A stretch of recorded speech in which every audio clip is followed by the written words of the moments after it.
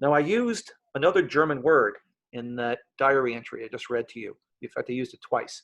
Musulman. Musulman is a German word. It means Muslim. And for reasons that no one is quite sure of to this day, although there are a number of different theories have been posited, the term Musulman was given to those prisoners who were so emaciated, so enervated, so starving that they literally already had one foot in the grave. People whose lifespan was being measured in days, if not in hours. And here is Nansen's sketch of a Musulman. I think when you see this is kind of, I think most of our mental images of what a concentration camp prisoner looked like. If you look at the bottom of that sketch, you can see that's Nansen's own handwriting. It was done in Sachsenhausen in November 1944. Now, who made up the majority of the Musulmen in these camps? Of course, it was the Jews. The Jews had the worst of everything. They weren't the only people who were treated pretty brutally by the Germans. The Russians, the Ukrainians, the Poles were also brutalized because, again, in that racial hierarchy that I mentioned earlier, the Germans put the Slavs, the East European Slavic race, really just one step ahead of the Jews, and below everybody else. But as Elie Wiesel has said, although not all victims were Jews, all Jews were victims. I think that's a distinction we always have to keep in mind. And whereas almost all of the other prisoners in these concentration camps, the non-Jewish prisoners, would stay as far away from the Jews as possible, treat them as pariahs. I mean, nothing good could happen to you in a concentration camp from associating with a Jew, other than you're going to get a beating whenever they get a beating. And yet Nansen would go to the Jewish barracks. He would meet with them. He would ask them, tell me your stories. Where did you come from? What were you doing before the war? How did you end up in Sachsenhausen? And many of them would say to him, we know the score by now. We know we'll never get out of this camp system alive. We know what the Germans are up to. So you have to be the person who tells our stories for us. And so Nansen used his diary as a way of telling and relating these stories of these people he met. He talks about meeting a Jewish builder from Budapest who describes to him how he was captured in Yugoslavia and marched from Yugoslavia all the way to Sachsenhausen, a march that covered 500 miles. It started with 3,000 able-bodied men and ended up with 850 actually walking into Sachsenhausen alive. And this is what Nansen writes about this builder in one of his diary entries. This is from December 18th, 1944. And he says, there's one touching detail I must relate about this man. I've given him a few clothes and some cigarettes and some food. He was very anxious to show his gratitude. One day he came to me with a little gift that he wanted to give me as a souvenir, and I had to promise to keep it. It was, he said, the best thing he owned. He had nothing else. It was one of the cigarettes that he had borrowed from me, now neatly wrapped up in silver paper. I had given him only 3 cigarettes that time. I was in rather low water myself. After the war, he added, he would give me the same present in gold and precious stones. Now, why would anybody make such an extravagantly generous offer? I'm sure this man was grateful for the food that Nansen gave him, the clothing, the tobacco, but I tend to think he was probably more grateful for something that Nansen gave him that was even more valuable to him because it was even more rare in these camps. And that was the gift of friendship, the gift of empathy, of being willing to listen to somebody else. I mean, most other prisoners would say, look, don't tell me your sob story. I got enough problems of my own trying to stay alive in this camp. And yet Nansen wasn't like that. He was outer directed. So how did Nansen manage to preserve this memory, this diary rather, that he was writing? Well, Nansen says that it wasn't too difficult to write it. First of all, as I mentioned, getting his hands on paper was not a problem. And Nansen, much like his father Fridtjof, had an amazing capacity to operate on virtually no sleep. I mean, he could stay up until 2:30 in the morning, go to bed, get up at 4:30, and then go back to work. So he would use those hours when everybody else was asleep, exhausted, to write the diary, the wee hours. In fact, many of his diary entries end with, he'll say, well, it's getting on around 2:30. I better stop writing tonight. I'll pick up again tomorrow. Now, part of that was because he had easier jobs than most of the prisoners, because again, he was a hostage, not a political prisoner or a resistance fighter. He was a Norwegian, who were generally treated better. And most of the Germans knew that he was the son of the famous Fridtjof Nansen. Nansen says hiding the pages of the diary wasn't that difficult. He says, I would hide them in the one place I knew the Germans wouldn't go look for them. And that was in the latrine. Germans never went into the latrine under any circumstances. So he knew the pages were safe. So the question was getting the pages out of the camp, smuggling them out. Well, Nansen was in these camps in Norway, first in Gdansk, and then he was sent up to a work camp above the Arctic Circle called Vidal, and then he was sent back to Gdansk again.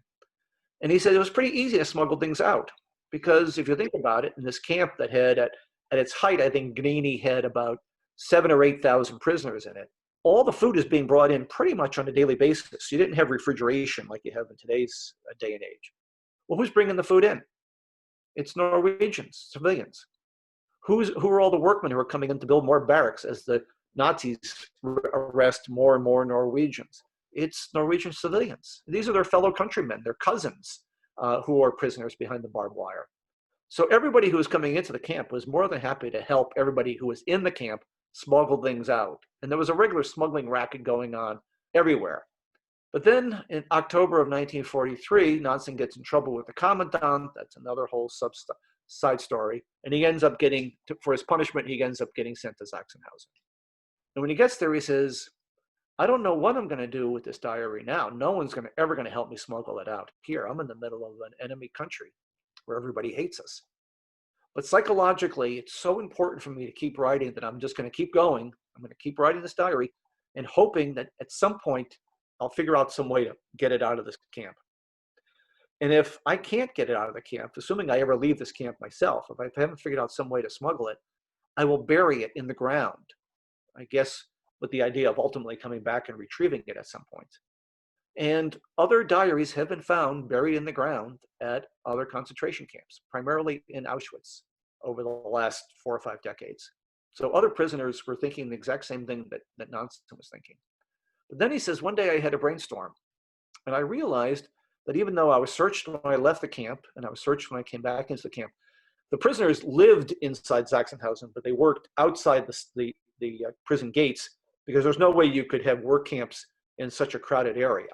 So all of the work sheds were all outside the gate. So he says, when they searched us, I realized over time that what they were really looking for were weapons. They were always worried about prisoners smuggling in any kind of thing that could be used as a weapon, and then start staging an uprising. There had been an uprising in Treblinka. There had been an uprising in Auschwitz. So he says they didn't pay too much mind to the things that we prisoners carried with us. Almost all of us carried with us all the time just to kind of get through our day.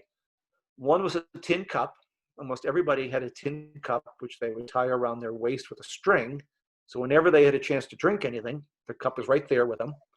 And the other thing all the prisoners had was something called a breadboard. Piece of wood about this size, maybe measuring 6 by 9 inches. And in the morning, you'd line up in the blockout tester, that person Ludwig, who I mentioned before. One of his jobs as the blockout tester was to give you your daily bread ration. You'd hold this out, they'd put a half a loaf of black bread on it, and that was it for the day. You ate it all then, or you ate some of it and hid some of it in your pocket, put some of it in your hat. That's for safekeeping for later on in the day. At lunchtime, when they brought food out, if you wanted to eat off of something, your breadboard was pretty much all you had. So Nansen says, I realized finally that I could take my breadboard, go to one of my Norwegian friends who worked in the carpentry commando, who had access to tools, and have him split my breadboard open lengthwise and hollow out the inside of it. And I would put the pages of my diary in my breadboard. So at the end of the war, Nansen and 5 of his closest friends walked out of the camp with their breadboards, and inside those breadboards were hidden the entire portion of his German diary. Here's a picture of a real breadboard. This is not Nansen's breadboard. We were talking earlier with some of the people who got online early about the Resistance Museum in Oslo. It's really a fantastic World War II museum. If you ever get a chance to go there again, on display is Nansen's breadboard with his name carved in it. Looks very much like this one. You can see from this picture that the paper that he was writing on was tissue thin. If you look at the texture there, it's almost like onion skin paper. So a lot of pages can get crammed in there. What's a little bit harder to tell from this, but you can kind of imagine from looking at these lines, that Nansen was writing his diary when he was in Germany, microscopically small. I mean, space was the most important consideration. The other thing that's a little bit, again, hard to tell, but if you look at these two pages, these two representative pages, you'll see that not a single word has been crossed out. Nansen had this amazing ability to know exactly what he wanted to say and then say it. He didn't go back and revise almost anything.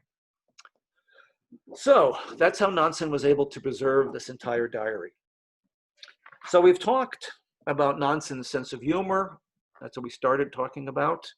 We then talked about his love for his wife, Kari, how much he missed her and wrote about her. We've talked about his sympathy for the plight of the Jews, how he used his diary as a way to record their suffering. And of course, this diary has its share of horror. I mean, there's some pretty horrific scenes in this diary. But to me, the power of this diary is not the horror, certainly.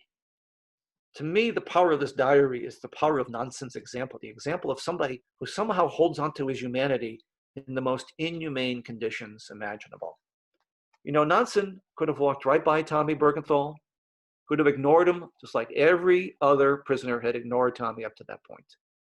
He could have said, there's nothing in it for me. This kid will probably end up getting killed anyways, so why even get emotionally involved? But Nansen didn't do that. And since I